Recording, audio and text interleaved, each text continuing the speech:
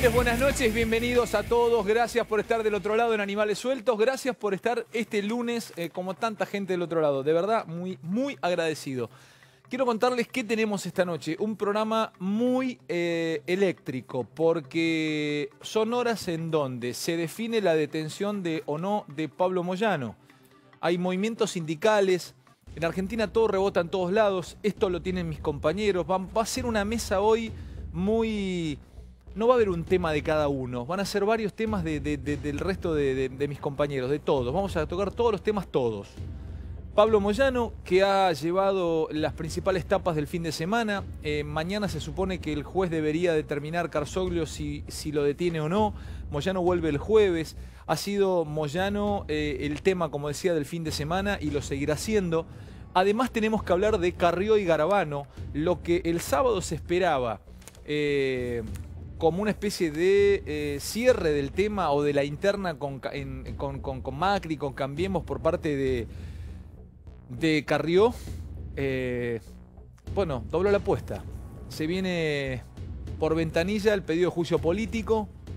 ¿Qué va a pasar? ¿Qué quiere Carrió? Eso es lo que vamos a estar charlando hoy. ¿No querrá romper? ¿No necesitará internamente romper? Hay algo pulsional ahí, que los psicólogos, los psiquiatras del otro lado que saben de esto, podrían tirar alguna idea, y por ahí si quieren en redes sociales o en el hashtag Animales Sueltos. Yo creo que hay algo pulsional en lo de Carrió. Tiene que ver con algo que ella no maneja, no es consciente, es una cuestión interna de ella. Porque el gobierno se le ha por primera vez parado y Carrió sigue. Parece, lo estábamos confirmando, ¿habría conferencia de prensa confirmado? ¿Qué conferencia de prensa? Sí, en principio sí. Mañana hay reunión de gabinete y después de la reunión de gabinete le están pidiendo a Garabano que salga a dar una conferencia de prensa por esta decisión que toma Carrió de presentar finalmente el juicio político. Además, con Maxi Montenegro, de toda la economía de lo que estamos hablando, el FMI abre una oficina en el Banco Central.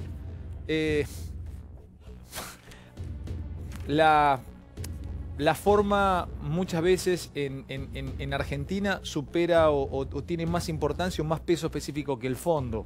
Pero bueno, esto es un mensaje, ¿no? Que el fondo abra una oficina y la ponga a funcionar en el Banco Central. Vamos a charlar con Maxi de esto. Y además, hoy a la tarde, ya sé que falta mucho para las elecciones, pero hay una definición y en Washington, en Estados Unidos, en el Wilson, en el centro Wilson, un lugar donde habitualmente la política en Estados Unidos hace pie. Fue Massa, que posiblemente sea candidato a presidente en los próximos meses, y Massa en la cara de los norteamericanos, o enfrente de los mercados, o en el país de los mercados, en el país del fondo, en Washington, les dice: señores, si el que venga y se quede con el poder en Argentina en los próximos años, va a tener que renegociar con ustedes porque así no se puede. En la cara. Para mí también esta es una noticia impactante desde lo político y lo económico. Lo quiero hablar con Maxi.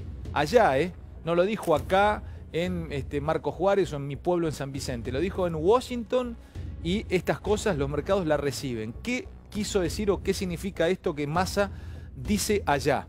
Entre tantas definiciones. Bueno, en un minutito vamos a estar charlando con Maxi Montenegro. Y además, en minutos estaremos charlando esas conversaciones, esos manos a mano que nos permitimos hacer en Animales Sueltos, como hicimos el viernes con Edelstein, con Beatriz Arlo, la intelectual, pensadora, escritora, filósofa, socióloga, ensayista, escritora, novelista, Beatriz Arlo. Estaremos hablando de todo, de literatura, de política, de todo.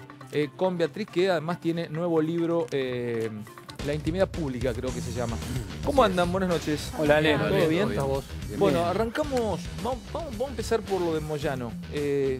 Vamos a charlar entre todos, Sí. todos, chicos. Me parece que somos pocos y nos conocemos mucho. ¿Qué se sabe? Mirá, no sé cómo abro. Hoy a las 7 de la tarde en Singapur se tomó un avión Pablo Moyano, está llegando al país, como decías vos. El jueves hay mucha expectativa porque... ¿Ya está en vuelo? Ya está en vuelo. 19 horas se tomó el avión, está volando, llega el jueves a la mañana. Hay mucha expectativa por el pedido que hizo el fiscal Escalera al juez para la detención. Esto tiene que ver con la asociación ilícita en Independiente, que se lo acusa, entre otras cosas, de la venta de entrada, bueno, digamos, de ilícitos en la venta de entrada, trapitos, choripanes, tenés de todo en esa causa. Hay mucho enojo, por supuesto, fuentes cercanas, después te va a contar probablemente Fer todo lo que esto significó y movió en el sindicalismo que unió fila detrás de Moyano. Ir preguntándote cosas. Sí. ¿Se sabe quién filtró eso? Mirá, porque ese tipo de filtraciones empiojan la cancha, ¿no? Judicialmente. Empioja la cancha y es como adelantar un allanamiento, es como espiar, viste, y tocar el timbre. Anunciar un pedido de detención cuando un tipo está en el exterior.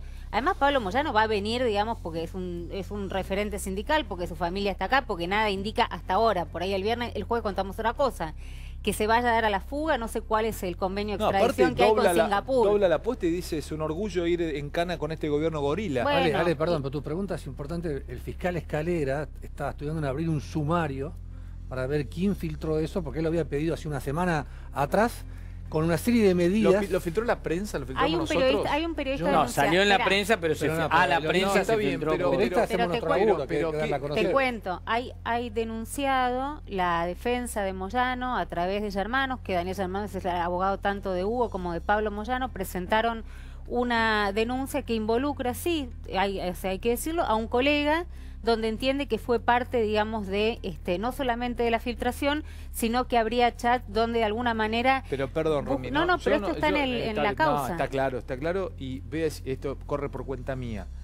Yo banco públicamente al colega que haya filtrado eso, y digo ¿por qué? Porque es nuestra profesión. Si yo tengo un dato de esos y me lo filtran y me lo cuentan y lo conseguí, pero te aplaudo, yo voy y lo cuento. Es mi deber contarlo. Si hace a la investigación y a la causa, digamos. No, si es de interés. En el caso de Bonelli, Marcelo Bonelli, por la filtración de la declaración jurada ante la DGI de Alderete, el estudiante del PAMI, la justicia dijo que hay secreto fiscal, dijo que el responsable era la fuente de la DGI y no el periodista. Bueno, pero espera que te quiero decir algo, porque acá no solamente lo que están denunciando, para saber qué es lo que hay, no solamente es la filtración de que se iba a pedir la detención, sino de alguna manera algo que suele suceder, porque tampoco vamos a espantarnos, pero tiene que ver con cierta negociación en tanto y cuanto el momento en el que va a salir la información, si va a salir en su programa o no, de qué manera le iban a contar, todos esos chats están. Déjame contarte esto. Moyano apuntó fuertemente contra el gobierno por el pedido de la Fiscalía de la detención de Moyano. Si ellos atacan a toda mi familia,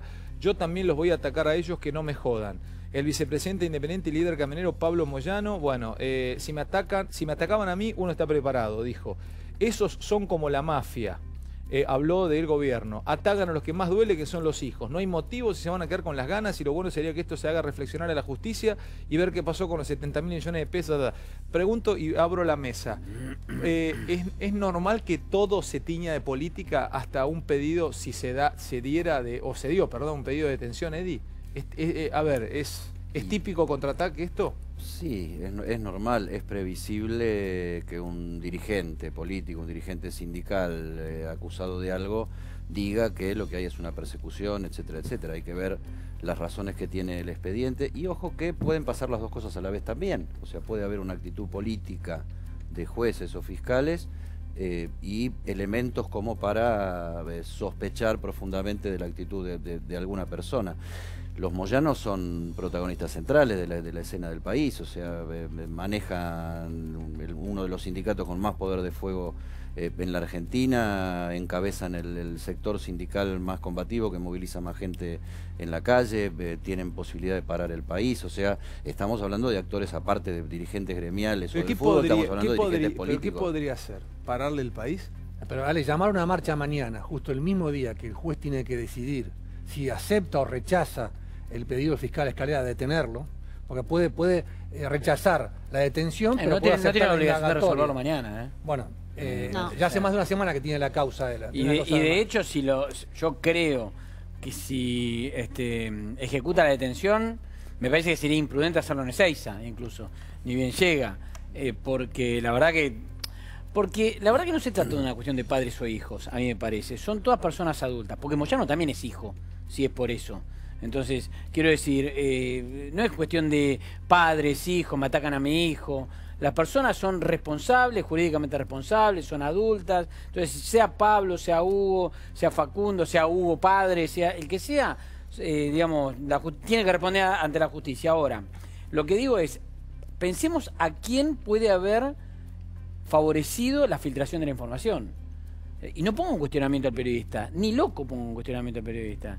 El periodista está perfecto en haberlo publicado. Pero si todo tiene un coletazo político, eso también se lo puede analizar políticamente. Exactamente. Entonces, más allá de eso, digo, para saber si quieren jugar a las intrigas de dónde puede haber salido, a quién favorece o a quién no favorece. Sí, siempre y cuando porque no sean ahora cuestiones privadas, que no son cuestiones privadas en este caso, hacen a la causa. Son cuestiones privadas de no tienen por qué difundirla. No, claro, pero esto es información de interés público, si se quiere, ¿no? Lo que digo es, esto condiciona al juez. Claramente. ¿Condiciona al juez? Y pero ahora por supuesto, hace cuatro días que estamos hablando de que un juez tiene que resolver. Ese juez puede ser recontraoperado por todos lados. Pero imagínate, un juez que va a pedir la detención de Pablo Moyano tiene que tener unas espaldas así, más allá de la cantidad de gente que salga a la calle y de sindicalistas que salgan a la calle. Pero una cosa es que vos te enteres que a Pablo Moyano lo detuvieron. Sí. Y otra cosa es que te enteres 4 días antes de que hay un juez que tiene que resolver la detención. Yo pregunto, Maxi, vos tenés muchos años en el medio. ¿Vos creés que en este tipo, y esta la tiro la pregunta, pero abro con Maxi si alguno quiere recoger el guante? ¿Vos creés que en detenciones como esta, si se dieran, o pedidos de detención como esta, hay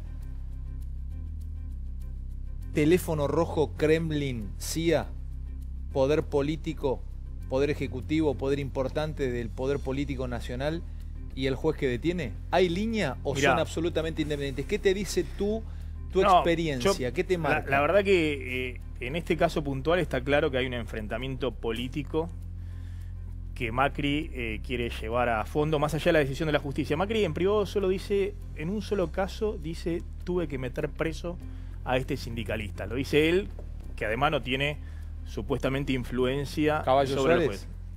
Es el único caso donde Macri dice, en privado lo tuve que meter preso, aunque él no tiene influencia, porque el que lo metió preso es el Canicoba Corral.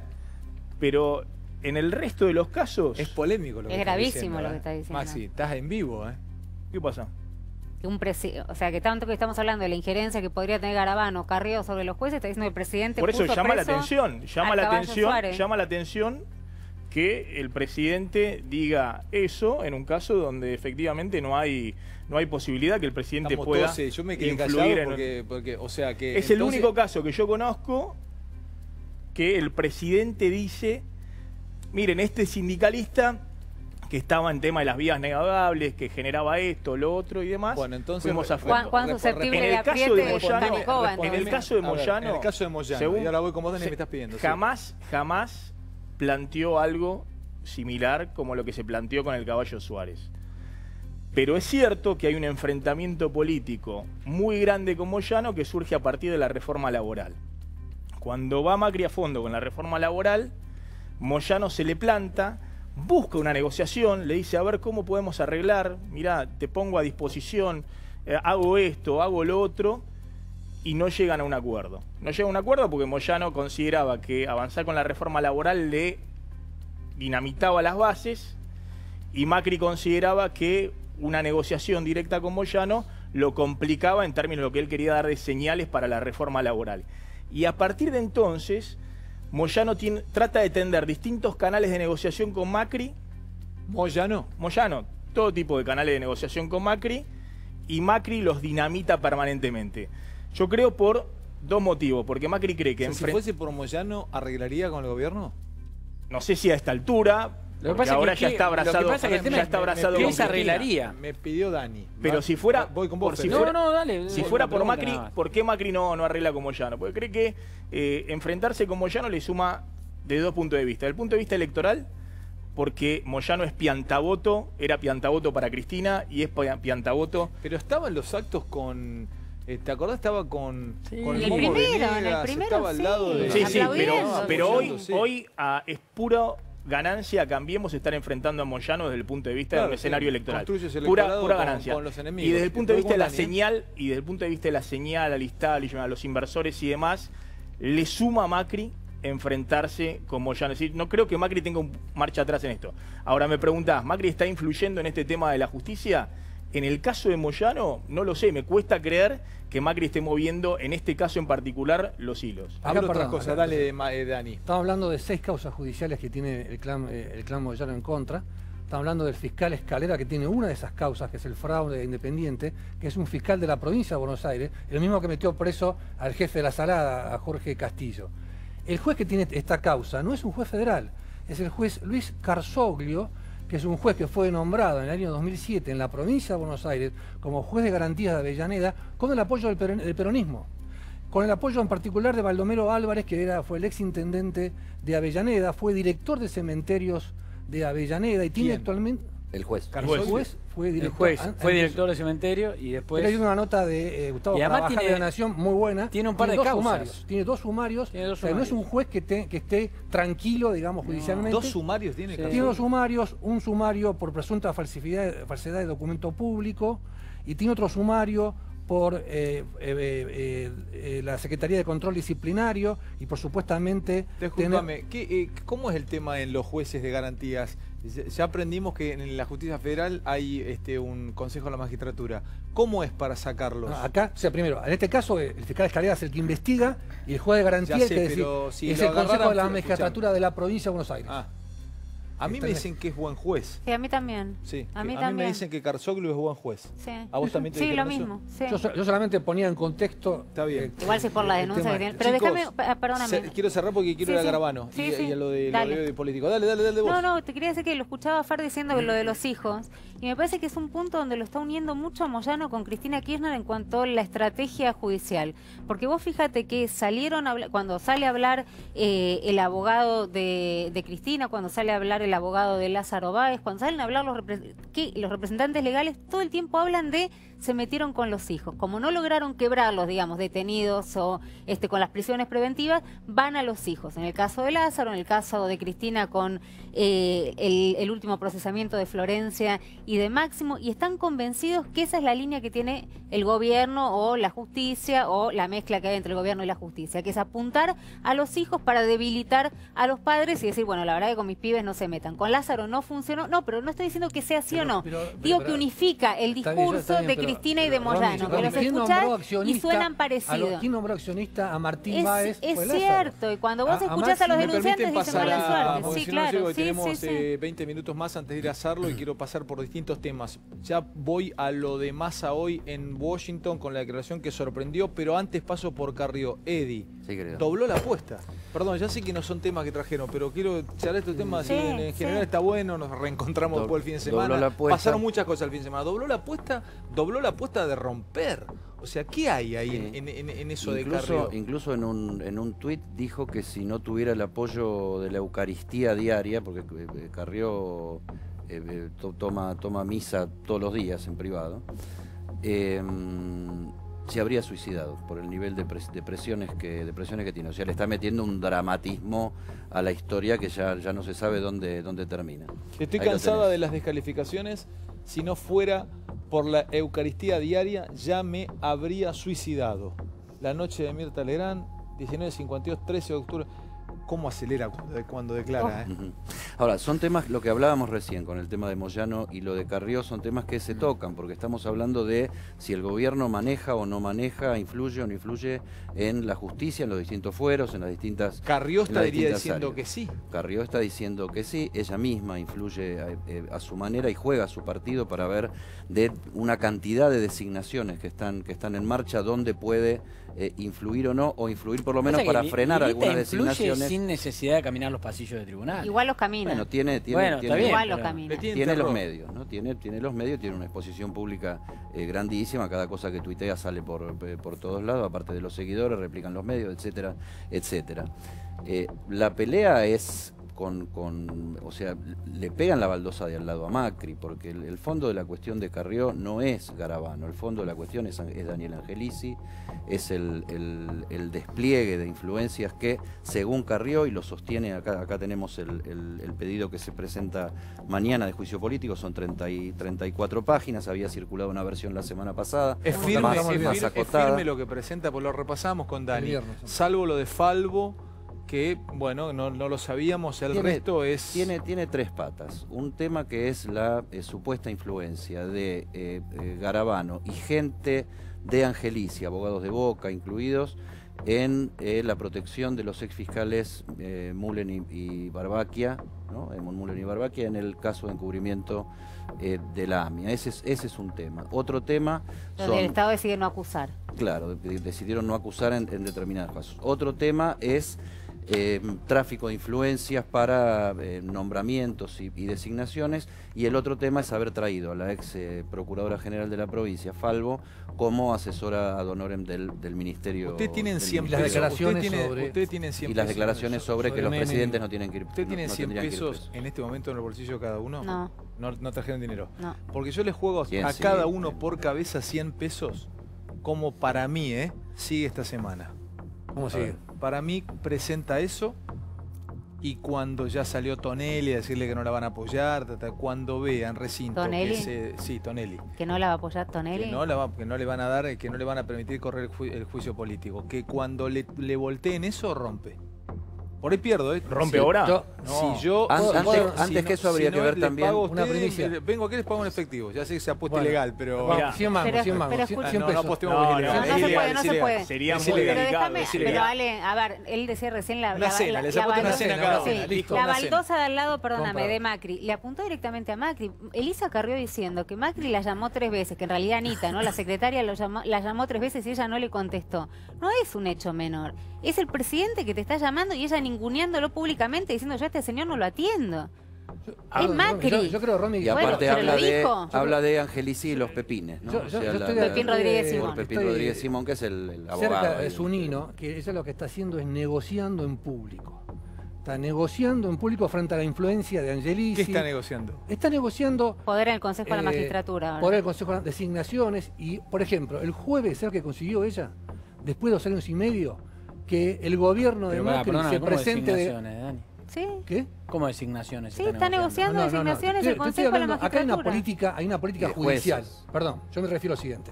La causa de los cuadernos, ¿terminan los actuales 20 empresarios que están procesados o se extiende a otros jueces? Ese es el debate de fondo que yo creo que hay. No entiendo, Dani. ¿Cómo la causa de los cuadernos? Si vos tenés un contexto de un gobierno que empieza a decir... Carrió está diciendo hay que investigar las empresas del Grupo Macri. No importa las consecuencias. O sea, ella quiere que se vaya a fondo. Eso es lo que está diciendo. Exactamente.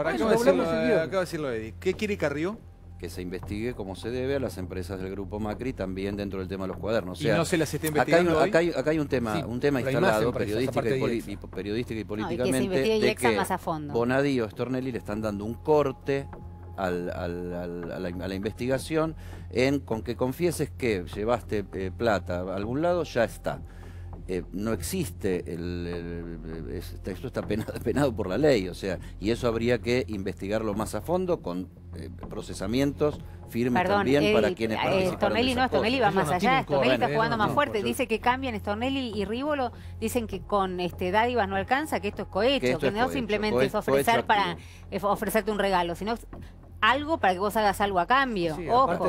Entonces lo que Carrió está diciendo es quiero a IEXA adentro. IEXA es la constructora del Grupo Macri. Le habían dicho a Macri, incluso lo escribieron varios colegas en distintos medios, que el sábado a la noche con Mirta Carrió ponía paño frío, bajaba el tono y de alguna manera habría un periodo de paz. Carrió el sábado redobló la apuesta, con todas las letras volvió a hablar de Calcaterra, de IEXA, de que parte de los que se robaron el país son los amigos de Macri, empezando por IEXA, lo dijo. Y además dijo que había perdido nuevamente la confianza en el presidente en la lucha contra la corrupción. Es y volvió con el tema Angelici y demás. Pero dijo que hay 6 meses. Si en esos 6 meses el presidente toma la senda que ella quiere para ir a fondo con las investigaciones, no intervenir en la justicia y bla, bla, bla, ella cree que salva Cambiemos. Si no rompe, es decir, no la veo a Carrió no es una amenaza, es finito. Amadeo dijo que era una amenaza. Ella dijo que yo creé Cambiemos y no voy a romper. Está tensando la cuerda, Maxi, y te quiero dar un dato. Pero te digo el textual que digo hubo los dos, porque hubo los dos textuales. Sí. El que decís vos de los 6 meses y otro que dijo yo creé Cambiemos. Lo puede buscar la producción, yo no me voy de Cambiemos. El jueves el gobierno decidió presentarse como querellante en la causa por la reestatización de YPF en el año 2012. Ella lo venía pidiendo desde el año 2008 y desde el año desde que asumió Kirchner. ¿Y quién fue que ejecutó eso? Pepín Rodríguez Simón, al cual por un lado le elogia y por otro lado lo critica. Eso es un... Esta negociación sobre la política criminal del gobierno por ahí esto pasa es, por ahí. Y esto es información, no es opinión. Por ahí lee cosas políticamente que el gobierno no lee. Por ejemplo, Carrió está con la idea fija de que Cristina vaya presa ahora. Y el gobierno sostiene que políticamente le conviene a Cristina caminando por Comodoro Pi. Pero lo que pasa es que ahora acaba la información. A mí me cuentan que hay un grupo de importantísimos empresarios, pero importantes, Maxi esto sabe mucho más que yo, en Argentina. A mí me dieron esta frase, me lo compararon así. ¿Dónde ves vos un clásico? Cuando hay un Boca River, ¿dónde lo ves? No, yo generalmente voy a la cancha, leo si juegan en Boca o lo veo en mi casa, en el living. Bueno, así vamos a ver un grupo de empresarios en Argentina, las elecciones, desde Estados Unidos o desde nuestros lugares en el mundo. Sin poner un peso hasta que se defina. Sin poner un peso hasta que se defina y poniéndonos líquidos en dólares en enero, febrero. Leo, ¿qué significa eso? Significa que en enero y febrero un grupo de tipos de mi nivel, me dijo un importante, Liga 1, Superliga, me dijo, nos vamos a poner todos líquidos en dólares, nos vamos a Estados Unidos o a nuestras casas afuera, nos vamos a sentar así, vamos a poner la tele y vamos a ver qué pasa en las elecciones. Si esa moneda al aire con Cristina se da, porque hay una moneda al aire, vamos a ser sinceros, no es una locura que Cristina pueda hacer, le puede pasar, en Argentina puede pasar todo.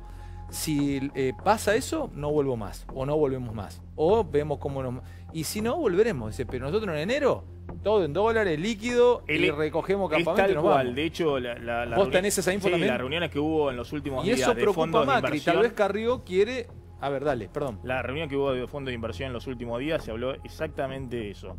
El riesgo para el año que viene en la economía argentina, que es mucho, la dolarización, los problemas económicos, cómo sale la crisis, se le suma las probabilidades del regreso de Cristina. Las probabilidades sumadas del regreso de Cristina. Vos le agregás lo técnico a esto que acabo de contar yo, como en el barrio. ¿Qué pasa si esta liga de 15 tipos, de los más guitudos de Argentina, se ponen líquidos en dólares a partir de enero? Por eso, ¿qué pasa el con gobierno? el dólar? Por eso hay una discrepancia grande entre lo que es el círculo rojo, el establishment, y la estrategia de Macri, Durán Barba, Marcos Peña. Es decir, el círculo rojo hace rato que dice, miren, esta estrategia es muy arriesgada, la idea de solo esté Cristina en el escenario para polarizar y de esa manera el gobierno vuelva a ganarle por tercera vez. El problema es que muchos de ellos están en el escenario llevando bolso con plata para quedarse ese es con un tema, obras, ¿no? Sí, claro. Sí. Tratando de quedar afuera del asunto. Me quedan 5, quiero vender esto y hablar de la declaración de un posible presidenciable en Washington. ¿Cómo cae esto, Maxi? En Estados Unidos, alguien que podría ser candidato como Massa, diciéndoles en la cara, señores, si el gobierno que venga tiene que reestructurar el acuerdo con ustedes, con el fondo. Allá en Estados Unidos, quiero que me des una mirada de qué pensás de esto y cómo impacta políticamente. Potencia tu profesión. A minutos venimos con Beatriz Arlo. Te lo dejé picando, Maxi. ¿Qué declaró, qué dijo Massa hace un rato, unas horas en Washington? ¿Y qué impacto político podría tener esto? Alguien que podría ser presidenciable diciéndole en la cara a los gringos, en el lugar o en el domicilio del fondo, los que vengan van a tener que reestructurar el acuerdo. Massa tuvo 2 reuniones importantes. Una del Wilson Center, que es un think tank político importante de Washington, donde suelen ir funcionarios o dirigentes políticos argentinos, además de empresarios. Y después tuvo una reunión paralela con 12 fondos de inversión que tienen sede en Nueva York, que se trasladaron a Washington para dialogar con Massa, uno de los referentes políticos de la oposición del peronismo racional a Mauricio Macri. En la declaración de Massa respecto a que hay que rever el acuerdo es algo que más o menos en general todos consideran que el próximo gobierno, si no es Mauricio Macri o incluso el propio Mauricio Macri... Eso no significa, perdón, no lo entiendo, ¿significa no pagar? No, lo que significa es que para el próximo gobierno, de los 57.000 millones de dólares que pidió la Argentina de crédito al Fondo Monetario Internacional, 57.000 millones de dólares en un acuerdo a 3 años. Para el próximo gobierno, el que asume el 10 de diciembre del 2019, quedan 7.000 millones de dólares. 7.000. De los 57.000... Ya cobramos 50.000. Disponibles. La deuda queda todo. Claro, de los 57.000 millones, el gobierno de Macri, en la desesperación por estabilizar la economía en este año y medio, terrible, toma 50.000 millones. Y al próximo gobierno le quedan de cash disponible de desembolso del fondo 7.000 millones. Siendo optimistas. Pero además tiene que empezar a pagar el vencimiento de toda la deuda de los 50.000 millones que se tomaron. ¿Cuándo te empieza a vencer la deuda? Bueno, ya a partir del 2020 empiezan los vencimientos que hay que pagarle al fondo.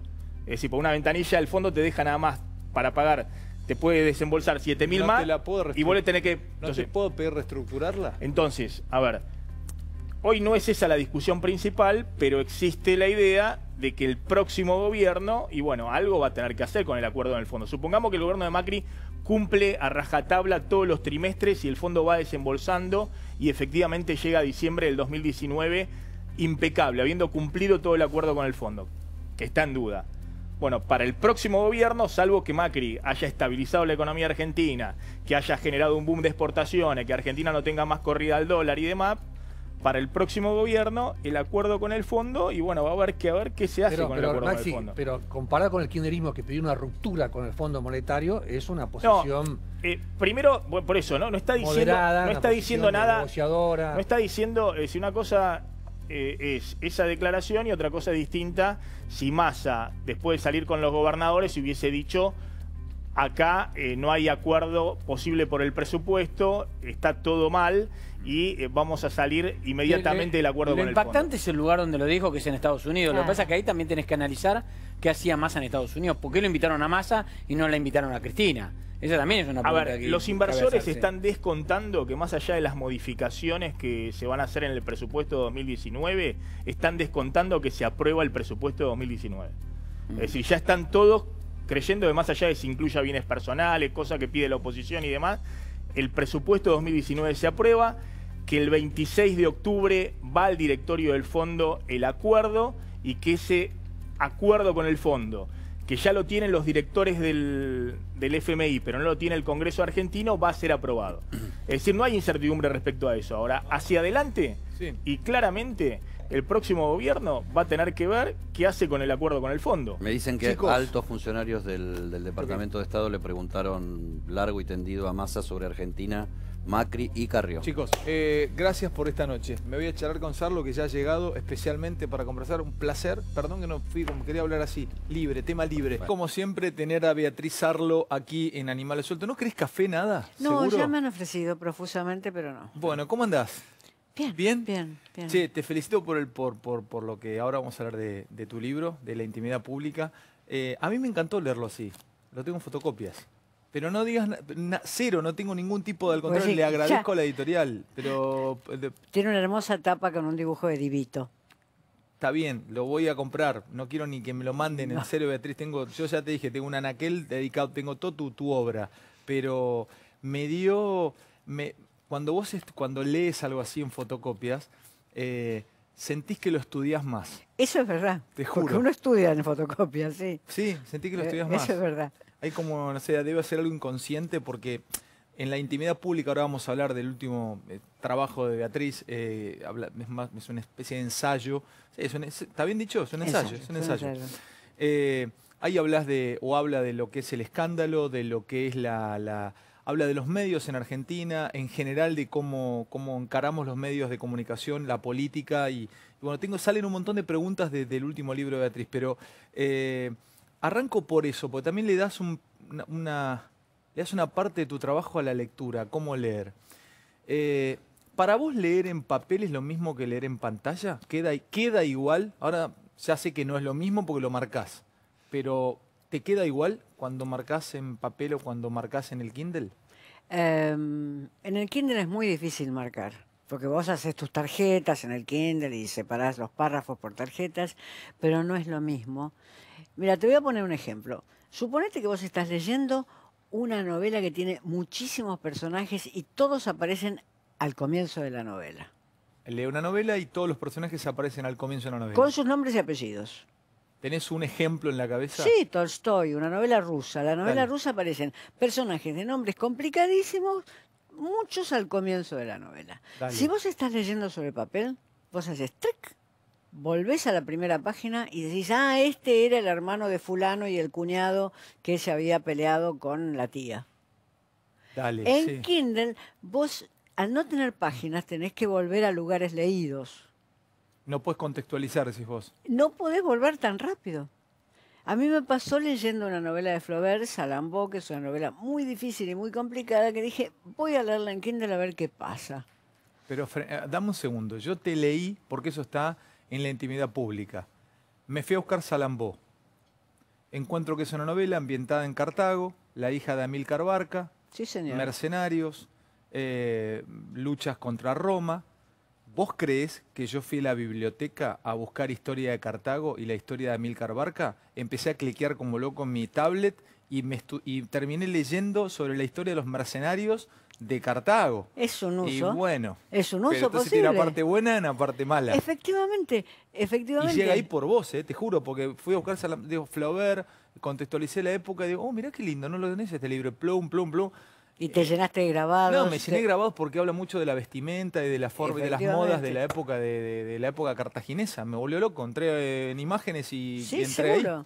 O sea que Kindle te da eso, lo mismo te daría un Kindle, un simulador Kindle en una Sí, computadora. puede ser que estamos hablando de cualquiera Este, que tenga una tablet o que sin tenga duda. una computadora. Yo creo que uno lee en todas las plataformas, digamos. Hay textos que se resisten a algunas plataformas. Los textos como Salambó, por ejemplo, que es una novela histórica. Si vos has dado una visión de Salambó, que es una novela histórica con mucha guerra, una Sí. novela de acción. Es una novela de acción, sí. Es una novela como de acción, y en vez de ser de anticipación, es de retro, digamos, pero es una novela de acción. Ahora, tiene otras cosas que a lo mejor no fueron escritas para que uno vaya rápido, ni se salga de la frase. Que eso es lo que uno tiende a hacer cuando lee en pantalla, que es abandonar la frase. Pará. Cuando uno lee en pantalla, no entiendo qué es Y abandonar abandona, la frase. y porque se llama surfear. Ah, bueno, eso es muy de web cuando leo noticias. Sí, Voy por la superficie, no ingreso. pero siempre esa lectura tiene algo de superficie. ¿Vos creés que, a ver, está en tu último trabajo, pero te lo pregunto porque me pareció muy interesante. ¿Vos creés que cada estilo literario tiene, como si fuese una autopista, cada autopista o cada ruta tiene una velocidad máxima? ¿Cada género literario tiene una velocidad de lectura? Tal cual. A ver. Vos lo has dicho. Quizás novelas del siglo XIX, como las de Flaubert que estamos hablando, te requieran que vos te quedes en la frase, que vos vayas y vengas. No todas las novelas del siglo XIX, estamos hablando de Salambó, digamos. La poesía, por ejemplo, para dar otro ejemplo y salir de las novelas. ¿La poesía es más lenta que la prosa o más rápida que la prosa? Puede ser más lenta o puede ser más rápida, porque si vos la empezás a medir y a dar el ritmo, puede ser rápida. Sí. Pero se adapta muy bien a Kindle, por ejemplo. ¿Por qué? Porque en general no hay poesías de 5 pantallas. No hay poesías... Que duren 5 pantallas. La poesía, perdón, ¿la poesía se compone de versos? Sí. Porque ahí también aprendí de tu mano que el soneto, por ejemplo, tiene 14 versos. Exactamente, eso es menos de una pantalla. Un soneto tiene 14 versos. 14 versos. ¿Y una oda? Una oda es de duración indefinida. Una oda sonaste, porque podés tener muchas pantallas. ¿Pero la oda tiene que tener sí o sí verso? La oda, la más contemporánea, si a alguien se le ocurre escribirla, no, pero las clásicas tenían o verso o ritmo. ¿Y cuál es una oda clásica? La oda a los ganados y a las mieses de Lugones. ¿Esa es una oda clásica? Es una oda moderna, clásica, en el sentido de que Lugones se planta y empieza a cantar la Argentina y entonces pasa por todos los climas, por todos los cultivos, por todos los animales, por todas las vacas, por todos los bueyes. En la oda homenajeás, no puedes criticar a la oda, no puedes bajar línea en la oda. Homenajeás y se supone que cuando bajás línea, esa línea no queda evidente, no es como una sátira que la línea quedaría evidente. Tanto Lugones como Darío, que eran contemporáneos, en 1910, cuando vino el centenario de la independencia argentina, ambos escribieron odas a la Argentina. Y en general eso es leído como un homenaje. ¿Qué? Los dos. ¿Darío? Rubén Darío, ¿Rubén Darío sí. le escribió una oda a la Argentina? Sí, señor, porque él escribía en La Nación y porque el público argentino era un público amplio, amplio en el sentido cuantitativo, y por tanto lo circulaba mucho Darío, publicaba sus artículos en La Nación. Darío era periodista, no solamente poeta, sino que era un gran periodista, y por tanto le escribió una oda a la Argentina que salió publicada en La Nación. Son las 2 odas que tiene la Argentina para su primer centenario de la independencia, que es un lujo. Mirá vos, el primer centenario de la independencia.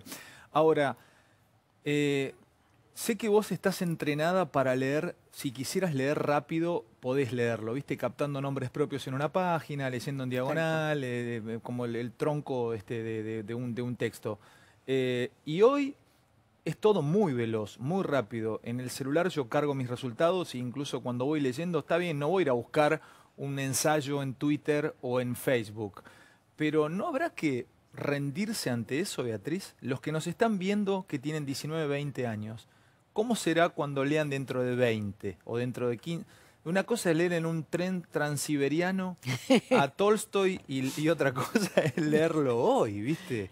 ¿Cómo haces? Y es probable que hoy no se lea. ¿Es probable que hoy no se lea? Que hoy no se lea. Alguien que tiene 19 años, no me lo imagino haciendo lo que yo hice cuando cayó en mis manos Ana Karenina. ¿Qué hiciste cuando cayó en tus manos Ana Karenina? Pedí médico. Dale. Juro, pedí médico. Pedí médico al trabajo. ¿Pediste médico al trabajo? Y fingí una... ¿Por qué no podías dejar de leerla? No podía dejar de leerla. ¿Pero qué te impactó esa obra? Es la historia de un adulterio, pero al mismo tiempo es la historia de la clase alta, está narrada en un marco de clase alta rusa. Es hermoso que te haya pasado eso. Hoy se pide médico para completar una maratón de series. Alguno te lo puede pedir. Y bueno. Es muy loco. La ficción te agarra. La ficción te agarra. Claro, la ficción te toma. La ficción te toma, en efecto. De la novela histórica, ¿qué piensas? Ahora hablo un poco del país y otras cosas, te quiero aprovechar pasándote por distintos temas.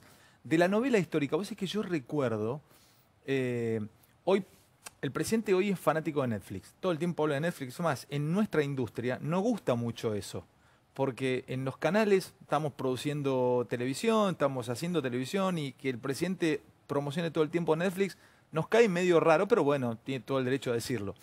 En su momento él amaba una serie de libros que había sacado Valerio Manfredi, que fue uno de los primeros que empezó a escribir novela histórica en los últimos años, que escribía sobre la historia de Alejandro Magno. Se llamaba Alexandros, las arenas de Amón, o sea, desde el nacimiento de Alejandro hasta la muerte de Alejandro.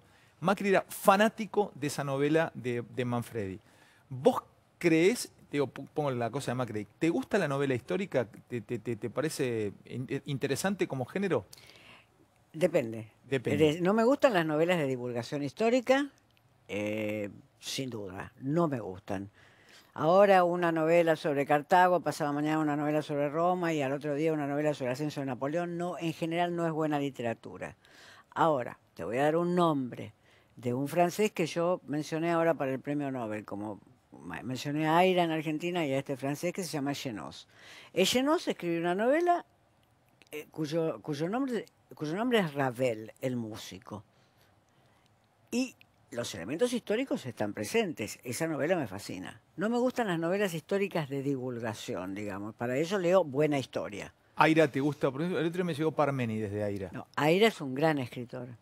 Gran escritor. Jamás se plantearía él escribir lo que se llama una novela histórica. En general, los grandes escritores contemporáneos no escriben novelas históricas. Es un género que está más bien es un género que existe en la literatura comercial. Decime una cosa, Beatriz, el escribir un discurso para un notable, para alguien que tiene que discursar públicamente. El otro día hubo un cierto lío con alguna frase que refería o tenía alguna conexión con Mein Kampf, con mi lucha de Hitler. Lo había escrito, lo había dicho, lo había tuiteado, creo, Macri. Y bueno, hubo un revuelo muy grande en redes sociales.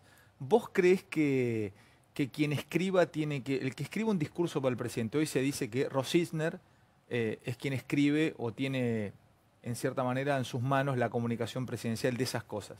¿Debería tener cuidado en el armado de un discurso o no? No me cae la menor duda. A ver. No me cae la menor duda. El discurso presidencial es la forma en que un presidente se comunica con los ciudadanos. El discurso tiene que ser pensado, tiene que comunicar exactamente lo que el presidente, sea yo partidaria de ese gobierno o no, quiere comunicar, no me cabe la menor duda de O sea, eso. le das importancia a un discurso presidencial, no es liviano para vos lo que va a comunicar en un discurso.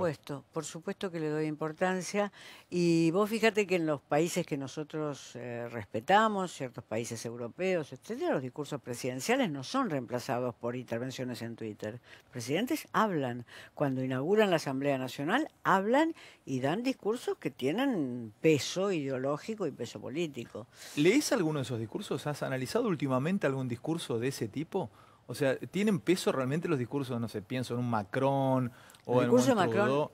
Los discursos de Macron son discursos muy cultos. Es posible que en este momento Macron sea de los presidentes cuyos nombres conocemos, sea el presidente más culto. Él es un graduado de las mejores escuelas de formación, escuela en el sentido universitario, ¿no? Como se dice en Francia, de las mejores escuelas de formación que hay en Francia. Para entrar a ellas tenés que hacer unos exámenes de admisión que podés fracasar una vez, que creo que le pasó a Macron, y entrás en la segunda después de martirizarte durante 4 años al terminar el colegio secundario, y después pasás 3 años y medio o 4 en esas escuelas. Él se graduó de eso.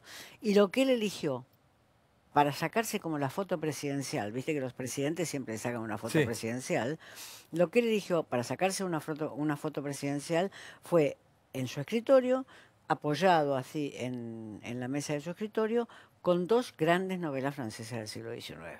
Ese es el mensaje que comunicó. Pero ¿para vos lo hizo adrede? Por supuesto, estaban colocadas simétricamente, obvio. Sí. Comunicó Macron con 2 libros, la foto presidencial tenía 2 novelas del siglo XIX. Su respeto por la gran tradición cultural francesa. Mirá vos, pero eso Y es un presidente conservador de ideología, yo te diría bastante parecida a la de Macri, es un presidente liberal de derecha. La ideología es bastante parecida, o sea que no tiene que ver la ideología, tiene que ver con el saber y la formación. ¿Qué significa ideología? Ideología es el sistema de ideas, imágenes, conceptos con los cuales vos armás tu interpretación de la realidad y tus conductas. ¿Podés pasar por la vida sin tener ideología? No. Cuando te dices... No, todo el mundo tiene ideología. Sería discriminatorio pensar que podés pasar sin ideología. Soy un ser, como te dicen, soy un ser sin ideología, desideologizado. ¿Es imposible? Eso mismo es una ideología.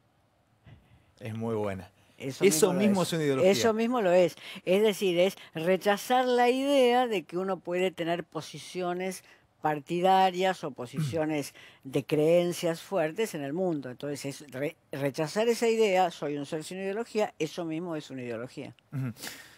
En estas horas llegó Bolsonaro, o va a llegar, casi con seguridad al poder en Brasil. Podría pedirte básicamente un análisis general de Bolsonaro, pero te voy a hacer 2 preguntas concretas sobre Bolsonaro. La primera es, ¿qué crees vos que compone el voto a Bolsonaro? Digo, no como categoría o sujeto político del que lo votó. ¿A quién moviliza Bolsonaro? ¿Qué compone o qué hay en el acto de poner un voto a Bolsonaro? Y la segunda pregunta es, ¿por qué irrita que se compare a alguien con Bolsonaro? Me ocurrió hace 3 días, se me ocurrió decir ahí al aire que veía algunas similitudes de Patricia Bullrich con Bolsonaro. Me rompieron en pedazos. No me contestó Bullrich públicamente, pero creo que pasó a esto. O sea, en redes sociales, en mensajes. O sea, dije, bueno, pero pará, tampoco la comparé con un dictador X. O sea, la comparé con Bolsonaro. Bueno, Bolsonaro dice que hay 3 B. Biblia, buey, es decir, carne y bala. Se puede estar de acuerdo o no con Patricia Bullrich, pero no me la imagino diciendo que su vida está regida por 3 B. Biblia, carne y bala, buey y bala. Es por eso que me parece que tocaste las comparaciones son siempre complicadas y ahí tocaste una esfera sensible, Bolsonaro. O sea, está bien, háblame de Bolsonaro. Tal vez tal vez no entendí todavía que es un personaje muy complicado, muy especial, demasiado diríamos. Es un personaje que yo diría que más interesante que él es pensar cómo se ha producido un alejamiento de los ciudadanos respecto del mundo político. Yo creo que eso es más interesante de pensar, porque una vez que ese alejamiento se produce, el lugar lo puede ocupar Trump o lo puede ocupar Bolsonaro. Hay un alejamiento. Hay un alejamiento de los ciudadanos que se sienten, por diversas razones, se sienten desafectados de lo político. Y eso es una mayoría o una primera minoría fuerte en muchos países. Entonces, lo que Bolsonaro está interpretando, bueno, no creo que se lo haya propuesto de este modo, pero lo que la ideología de Bolsonaro y las declaraciones de Bolsonaro están hablando es de ese alejamiento de los ciudadanos. Hay una frase muy interesante en la revista Piauí, que es una gran revista brasileña, en la cual una chica negra y pobre dice: mis padres siempre votaron al PT, pero cuando vieron que había algunos del PT presos por corrupción, lo votaron a Bolsonaro. ¿Eso qué quiere decir? Que sus padres se alejaron de un partido y dirigentes políticos que incluso habían mejorado mucho sus condiciones de vida. Los de esta gente pobre. ¿Y qué los alejó? ¿La corrupción? En el caso que dice esta chica, dice la corrupción. Es decir, hay varios motivos, caminos por los cuales la gente se aleja del mundo político o lo repudia. Te voy a decir una frase bien argentina. Subís a un taxi, lo primero que dice el taxista es: los políticos vienen todos para llenarse, vienen o no. Sí. Bueno, eso quiere decir un desafecto de la política. Hay una pérdida de afecto de la gente para con la política. De afecciones, de afecciones hacia la política. Y ese espacio lo llenan algunos. Ahora, en Brasil hay ahí un corrimiento. Mucho votante del PT dejó de votarlo y lo votó a Bolsonaro, porque tenía muchos más votos que los perdió. Acá todavía hay un 27, 30 o 32%, si querés cenarlo en 30 o cerrarlo en 30, que va a votar al kirchnerismo con los ojos cerrados, por más que les demuestren día a día que tenían bolso, que se la chorearon toda. Entonces, ¿cuál es la diferencia ahí? ¿Por qué acá Yo creo se que piensa? hay una diferencia, A ver. pero es una hipótesis que no te puedo fundamentar hoy. Dale. El gobierno de Lula subió a las capas medias a decenas de millones de brasileños. Sí, dale, te Lo sigo. subió a las capas medias. Sí. En cuanto vos perteneces a las capas medias, te sentís más libre respecto de la política. Podés elegir mejor. Ah, Podés elegir, no mejor, podés elegir peor también, pero quiero decir... cuando subís a la capa A media, las capas le hablás medias. desde lo económico. Claro, cuando Lula lo sube a las capas medias. Alguien que estaba en la clase que baja estaba lo sube a la en- clase media, dale. a Sí. decenas de millones. Cuando vos empezás a integrarte de esa clase, no necesariamente vas a ir a agradecer a quien hizo esa movida. Esas lealtades suceden más en los sectores muy populares, y por eso Cristina conserva en los sectores muy populares esa lealtad de los cinturones que rodean Buenos Aires, etcétera. Pero las capas medias, con toda la razón del mundo, se sienten más libres. Pero ¿y por qué las capas medias, por lo menos vuelvo a la Argentina, por qué no termina de haber nunca afecto entre la clase media o la capa media y Cristina? ¿Viste? Nunca pudo conectar un Bueno, afecto sí, ahí. hay un sector que no es despreciable. Es decir, lo que Cristina, cuando Cristina dice expresar una tendencia progresista, antiimperialista, etcétera, dentro del Partido Justicialista y ahora en Unidad Ciudadana, hay sectores de capas medias que eso pueden recibirlo. En realidad, los intelectuales que tiene Cristina alrededor, Carta Abierta, por ejemplo, acaban de sacar una carta, la carta número 26, o sea que han durado, y justifican lo de la corrupción como una falsedad de los medios de comunicación y afirman los progresos que se lograron durante el gobierno de Cristina. O sea que hay sectores de esas capas medias que pueden sintonizar con el cristinismo. Porque si no, no hubiera tenido las votaciones que tuvo en 12 años. Claro, sí, Uno evidentemente, claro, conectó y recibió el voto ahí. Algo que en el último tiempo ocurrió y aparece mucho en la intimidad pública es el escándalo. vos ponés ahí en tu libro, a mí me sorprendió gratamente saber que vos seguís algunos escándalos de la farándula. Tampoco le vas a dedicar horas, pero vos te tomás tu tiempo para leer Revista Cara, Gente, Paparazzi, Pronto. Vos lees y estás informada de lo que ocurre con tal famoso o con el actor tal o la actriz tal. Ese escándalo que muchas veces es enriquecido por el rumor o por el chisme en ese mundo, en el mundo de la farándula, ahora se corrió a la política. Antes no había este tipo de escándalos en la política. A ver, te cuento de mi parte. Yo vengo del periodismo deportivo. Yo nací como periodista deportivo. Y luego pasé 5 años por el periodismo del espectáculo, porque yo hacía Animales Sueltos y venían vedettes, actrices, actores. Y me encuentro con que me es muy fácil entrevistar a políticos con herramientas del periodismo deportivo y herramientas del periodismo del espectáculo, e incluso analizar temas con Santoro, que viene de Clarín, con Zunino, que dirige Noticias, con Javier Calvo, que dirige Perfil, con elementos que yo traigo de cuando discutía con las hermanas Pombo sobre si iban a ir a Carlos Paz o a Mar del Plata, si salían con tal o tal famoso. El otro día lo de Carrió fue notorio. O sea, cuando vos le entrevistás a Carrió, Beatriz, la entrevistás con el mismo sistema que podés entrevistar a una Gran Hermano. O sea, pone el micrófono y sale y la nota rinde. Y mide en televisión, genera una cosa de lo sentás y rinde.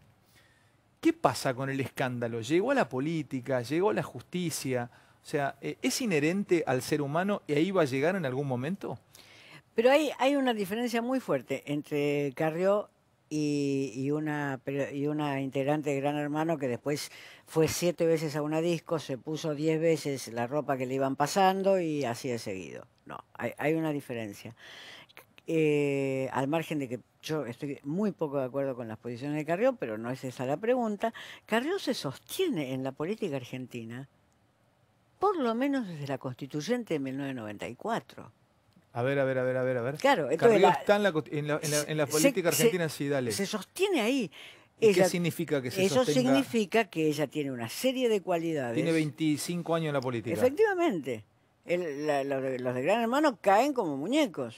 Y Carrió sigue. Y Carrió sigue. Entonces ahí los escándalos de Carrió, que sea una figura escandalosa, que a ella más bien le fascine plantearse mediáticamente como alguien que rompe las reglas del juego, de las buenas modales, mediáticos, etcétera, y ese es su estilo, no la pone nunca en correlación con una serie de muñecos que a lo largo, desde 1994, no solamente no pueden soportar el envejecimiento, es decir, eso ya es algo que no te hace comparable los escándalos mediáticos con los escándalos de Carrió. ¿Y por qué se sostiene? ¿Cuál será su ¿Qué lees vos en Carrió? ¿Por qué Carrió siempre está ahí, siempre está actualizada y siempre está en la centralidad de la escena?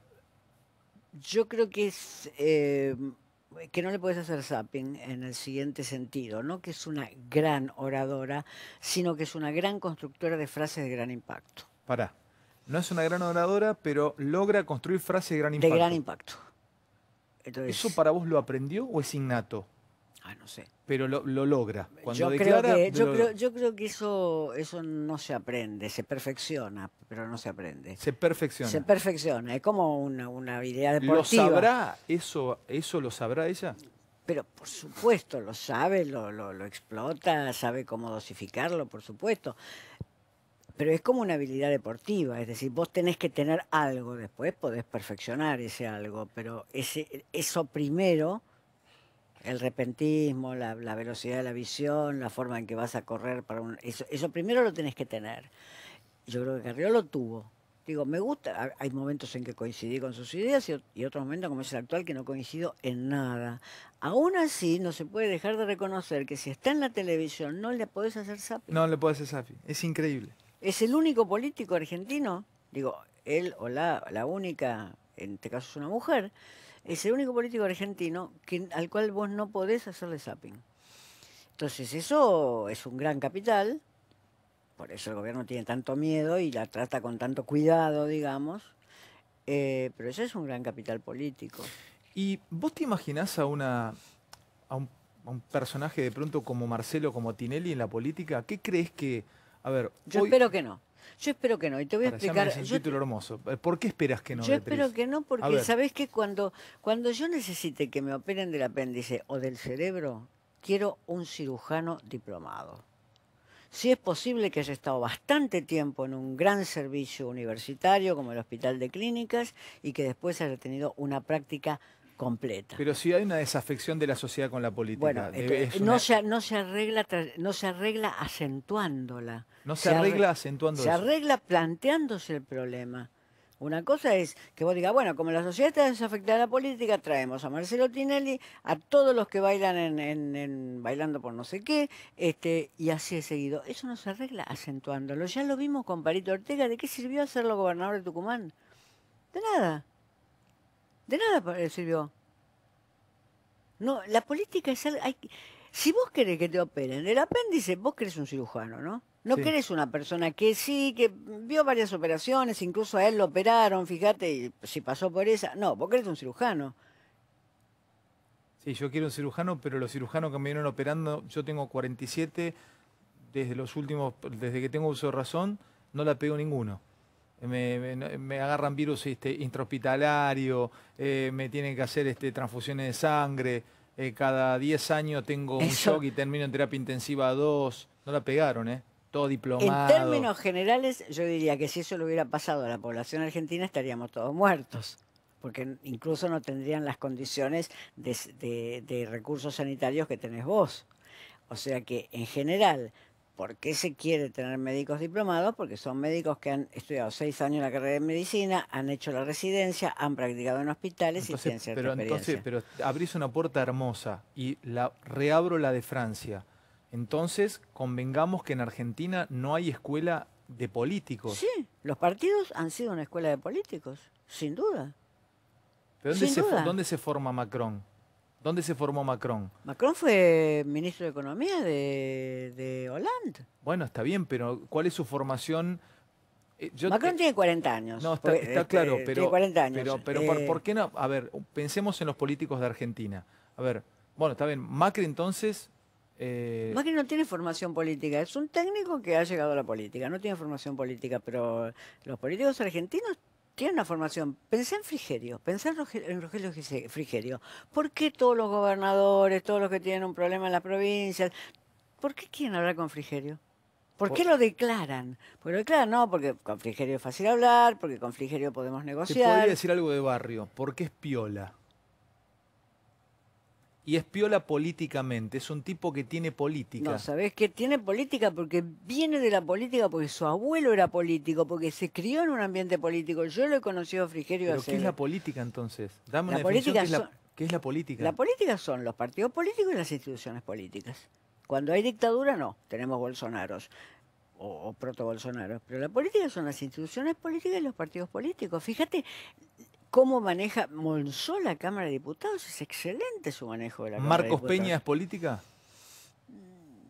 Posiblemente se transforme en política. ¿Vidal es política? Es una nueva forma de hacer política, sí. Yo no...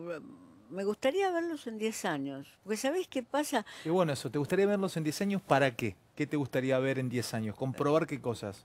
¿Qué aprendieron? Sí, además de timbrear, ¿qué aprendieron? ¿Qué aprendieron? La política es un aprendizaje permanente.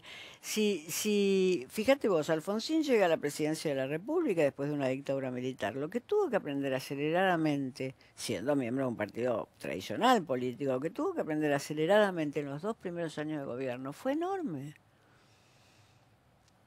No es todo un cara a cara y así como te quiero y así como me preocupás y nosotros queremos tu felicidad. No es todo así la política. Fíjate la política en el mundo, sobre todo en los países a los cuales decimos que nos queremos parecer, porque si no, no diríamos que nos queremos parecer a ciertos países. Fíjate los políticos uruguayos, chilenos, para no estar siempre hablando de Escandinavia o de Francia. Fíjate el aprendizaje político, desde un Piñera, Chile, que es un político liberal, de derecha, etcétera, Bachelet, o el Frente Amplio, o Sanguinetti, el político del partido de centro y liberal de centro en Uruguay. Tiene una formación política y no ha fracasado ninguno de ellos, por el contrario. Claro, Pero bueno, esta gente llegó a la política diciendo que estaban vaciados de política. Eso era su principal carta de presentación. Estamos vaciados de política. O sea, Es como si yo dijera que estoy vaciada de estatura. Mido 1,53 y estoy vaciada de estatura. Mira, pero ¿sabes qué? Es repiola que yo lo diga. Es muy bueno. Estoy vaciada de estatura, es buenísimo. Es una frase, pero no significa... Pero lo que significa es que cuando uno no tiene algo, puede hacer bandera con eso, o más bien reconocer que eso es una ausencia y ver cómo se arregla. Te quiero preguntar sobre Twitter, porque en la intimidad pública, tu último libro, haces un paso ahí sobre Twitter, haces una diferencia entre Twitter y Facebook y hablas de redes sociales. 140 caracteres. ¿Cómo lo tomás vos? ¿Qué crees que es redes sociales? ¿Qué crees que es Twitter? Porque dentro de Twitter hay construcciones. Por ejemplo, los trolls de Marcos Peña. Y uno se imagina que es un ejército donde Marcos Peña está como Doctor Cerebro, el enemigo de Batman o Lex Luthor, de Superman, Lex Luthor, Blum. ¿Qué es Twitter para vos?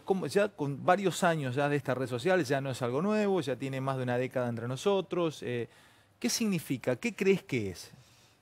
Bueno, en principio, afortunadamente, no son solamente los trolls de Marcos Peña ni de nadie, porque si no sería un infierno eso. Digamos, afortunadamente, es también una red donde hay mucha gente que está opinando de política en diferentes niveles y está opinando de otras cosas. Si bien Twitter es, como vos sabés bien, la plataforma más politizada, y Facebook es la plataforma más vida cotidiana, y aquí pongo la foto del casamiento de mi prima, sí, para que me envidie todo el mundo, etcétera. Facebook es la plataforma de la envidia y Twitter es la plataforma de la discusión, digamos. Es hermosa esa definición. Facebook es la plataforma de la envidia. Claro, la gente saca las fotos preciosas así, aunque no sea preciosa, y va. Pero es un espacio de debate público. Personalmente diría que los políticos con responsabilidades de gobierno tendrían que ser muy prudentes. Yo creo que... ¿En Twitter? En Twitter, para no bajar sus líneas de gobierno en Twitter, sino bajarlas de manera más pública y discursiva. Trump es un ejemplo de la imprudencia de alguien en Twitter. Bueno, se sabe... En Politico.com, que es una extraordinaria plataforma política de Estados Unidos. ¿Cómo se llama? Politico.com. Político como en castellano.com. Es una extraordinaria plataforma política de Estados Unidos. ¿Qué puedo encontrar en Politico.com? El comentario cotidiano de la actualidad norteamericana, cotidiano. Extraordinaria plataforma. Bueno, ahí vos podés leer que a Trump le sacan el celular cuando pueden. Dale, ¿le sacan el celular a los que están alrededor? Sí, y mira que en Estados Unidos se chequean las noticias, aunque estén en la web, se chequean. No es que se les roban, sí, bueno, no se lo roban todo el día, pero quiero decir, prefieren no verlo con el celular cerca. Porque el tipo puede llegar a tuitear algo. Tuitea barbaridades de manera permanente. ¿Pero no está bueno eso? Que se abran y que tuiteen y ver lo que son realmente. No, no está bueno. Yo no quiero ver lo que es Macri realmente, como no quise ver lo que son. No, yo quiero ver lo que son políticamente. Es decir, quiero ver si son honestos, quiero ver si son inteligentes, quiero ver si tienen un programa. Pero no va unido eso, Beatriz. No. A ver, ¿por qué escindir de cómo es el tipo políticamente a cómo es el tipo? Por ahí no tiene dos caras, es lo mismo. Pero, si es un guacho políticamente, tal vez un guacho en la vida personal. Yo creo que te da poco. Lo que vos podés ver de un político en Twitter no es aquello con lo cual vos podés forjar realmente una opinión fundada. Me parece a mí. A lo mejor dentro de 20 años sea el único lugar donde vos puedas forjar una opinión fundada, pero por el momento no. Por el momento los políticos que yo conozco, incluso los de ultraderecha, no se manejan con Twitter. ¿Vos leíste los Twitter de la primera ministra alemana? No. ¿De Merkel no? No. Y es una ministra que ahora no le está yendo mal después de 12 años. Alemania es el cuarto país del mundo. Desocupación invisible, etcétera. Inflación, bueno, por supuesto no la conocen los 2% que conoce todo país. No se maneja por Twitter. las asambleas del partido, si a ella la desalojan ahora de la Cancillería, es decir, de ser primer ministra, Cancillería lo llaman en Alemania, va a ser porque su partido le está retirando la confianza, porque cree que alguien más joven que ella y que no haya tenido la crisis de los inmigrados, funcionan partidos. No querés que funcionen partidos, andate a Rusia. Si no te gustan los partidos, andate a Rusia. Ahí estás bárbaro. No tenés partido, Putin hace track, lo que quiere. Si vos no querés, pero en los países que vos admirás, en general tenés partidos. En general tenés partidos. Si no, preguntale a los uruguayos, preguntale a los chilenos, para no empezar a hablar de la Escandinavia, digamos. Estábamos hablando recién de literatura, vuelvo un segundo a algo que vos siempre referís, que es que hay que tener entrenamiento cultural. Te leí en tu último trabajo que hay así como hay un entrenamiento deportivo, también hay un entrenamiento cultural. Sí, sí. Y me sorprendió leer que los populismos no son muy adeptos al entrenamiento cultural. En mi cabeza tenía que al contrario, que los populismos eran más cercanos a la cultura, pero bueno, me imaginé populismos más de izquierda. Pero no sé, te lo pregunto y te quiero consultar al respecto. ¿Qué es primero un populismo? ¿Qué es un entrenamiento cultural? ¿A qué llamas eso? El entrenamiento cultural es el conjunto de operaciones por las cuales a lo largo de muchos años las personas, los que empiezan por la niñez, digamos, reciben los instrumentos con los cuales pueden después hacer sus elecciones culturales. Sean sus elecciones culturales el Zumba o Gustav Mahler. Pero, para. ¿Desde chico recibo entrenamiento cultural? Efectivamente. Efectivamente, desde el primer grado de la escuela, vos recibís un entrenamiento cultural. Estás hablando entonces a la educación. La educación y todas las disposiciones que rodean a la educación, es decir, no es solamente educación, son los lugares en los barrios a los cuales una familia puede acudir, no es solo la educación, son los paseos que una familia o que una mujer o un hombre, porque ya familia mucho no podemos hablar, pero que una mujer o un hombre puede llevar a sus hijos, son la cercanía que pueden tener para conocer alguna vez un teatro. El otro día me pasó una cosa muy extraordinaria que la cuento porque quedé sorprendida. Cuando digo qué instrumentos tiene qué dispositivo cultural tiene que haber. Estaba en un teatro de esos que se llaman alternativos, y como una gracia, la persona que pidió que se apagaran los teléfonos, etcétera, preguntó, ¿alguien viene por primera vez al teatro? Y yo dije, ¿qué pregunta? A este teatro nadie viene por primera vez. Y de repente una mujer de 40 años levantó la mano. Eso quiere decir, no que esa mujer fuera una víctima, por algo está ahí en ese teatro viendo eso con unas amigas, etcétera, sino lo que quiere decir es que todas esas instituciones, espacios, construcciones incluso materiales, son parte de un entrenamiento cultural. Eso no te obliga a ir después a ellas, pero tenés que tenerlas en una cierta relación de proximidad. ¿Y todo país debe hacer hincapié en tener buen entrenamiento cultural? Todo país, a veces el mercado es tan poderoso que el Estado interviene de manera más atenuada, digamos. Todo país en general lo que tiene es una educación que se proyecta hacia las zonas donde hay dispositivos culturales. Todo país que quiera una población que esté en condiciones, no te diría ni siquiera de pensar, que esté en condiciones de gozar. Me quedan 3-4 minutos, se nos fueron casi 50 minutos de charla, es increíble cómo vuela cuando conversamos. No te tuve, después de haber tenido la charla en donde sale una frase que marcó, creo, te diría un poco el año político, estaba sentado en tu misma silla, cuando Alfredo Casero habló del flan. Sí, lo vi. Claro. Vi en YouTube. Claro, bueno, pero tuiteó Macri, se hizo una marcha a los 3 días, el otro día todavía una manifestación en calle creo Corrientes, llevaron un flan grande, el gobierno es el flan. ¿Qué te parece a vos que de pronto una frasecita como esa, quiero flan, queremos flan, no sé si vos la pudiste observar en profundidad, ¿qué te parece lo que dijo Casero al respecto? ¿Por qué indignó a medio país y por qué aplaudió la otra mitad del país? Porque uno puede fácilmente identificarse con esa frase, es fácil de identificación. ¿Por qué? Porque, claro, quiero flan, ¿qué quiere decir? ¿Y qué quiere decir? No sé, quiere decir, pero el flan no es un elemento necesario para la subsistencia, pero a la vez es alimento. Sí, pero hubiera podido decir también budín de chocolate y uno podría decir sí, porque el chocolate tiene vitaminas.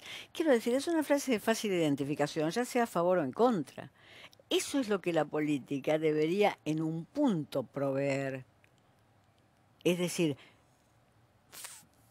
discursos en los cuales la identificación pudiera procesarse, sin esperar que se lo procesen desde afuera, porque con Quiero Flan lo único que puedes hacer es, qué sé yo, ir a la Serenísima y ver si te lo fabrica.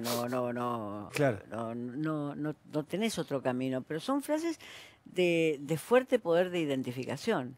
¿Quién no entiende Quiero Flan? Sí, por eso tiene que haber sido tal vez el impacto. Sí, dicho por un actor cómico que es muy conocido, repetido hasta el cansancio por las redes, porque las redes son por ahí no repiten algunas frases que pueden haber sido más interesantes de un político y te repiten eso hasta el cansancio. Ahí tiene que ver con qué tipo de docencia pública hacemos con la política. Siempre me doy mi gusto personal como te tengo aquí enfrente, Beatriz. El otro día te pregunté qué significaba paroxismo y me explicaste.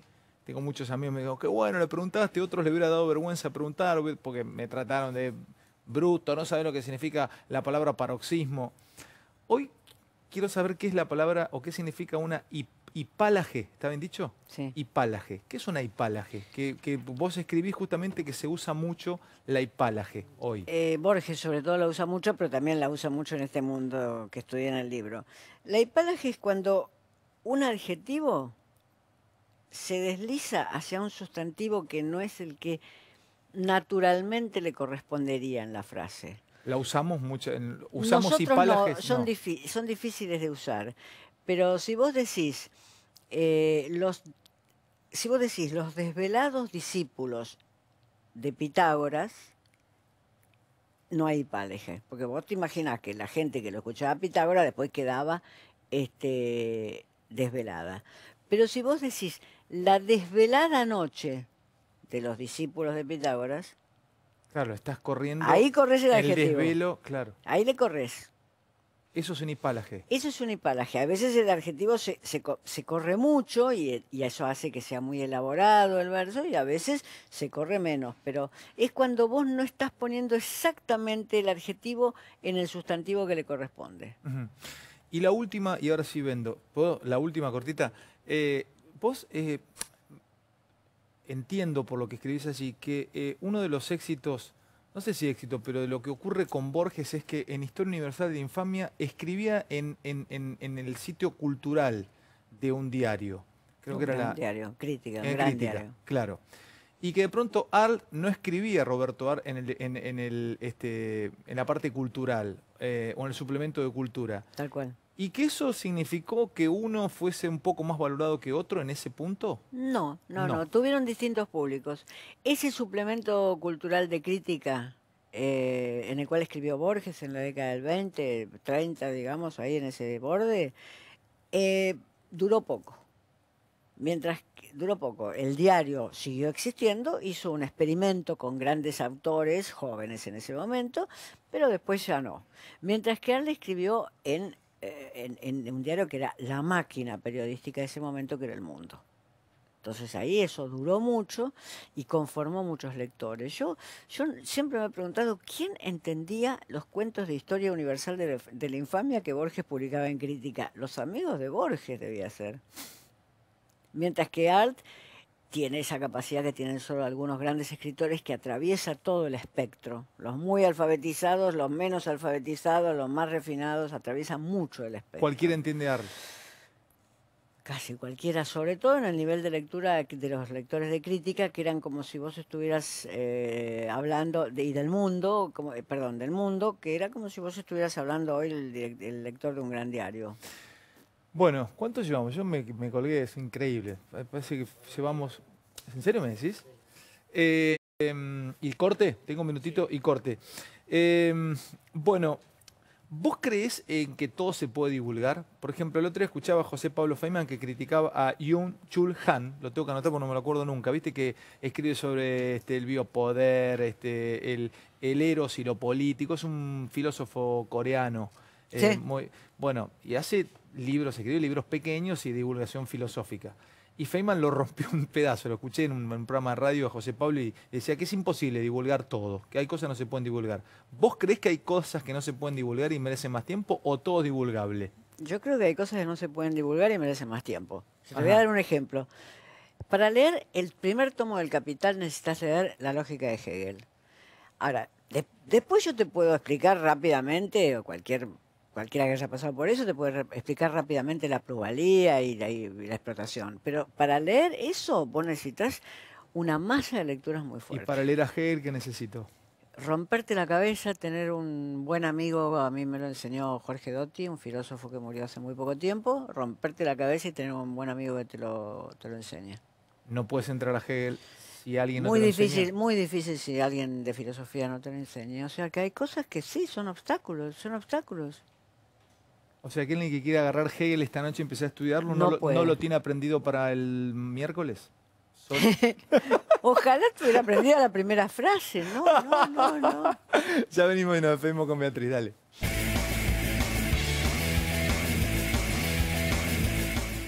Bueno, te felicito nuevamente por La intimidad pública, es el último libro de Beatriz. Lo último y cortito. ¿Vos a los bestsellers los respetás? Cuando vos tenés un bestseller en tus manos, ¿te parece ya por el hecho de tener el sello bestseller? Leerlos también es un derecho. Me despido con esa frase hermosa. Gracias por venir, Beatriz. Siempre es un placer tenerte. Bueno, gracias a vos. Gracias por todo. Nos vemos mañana. Chau, descansen.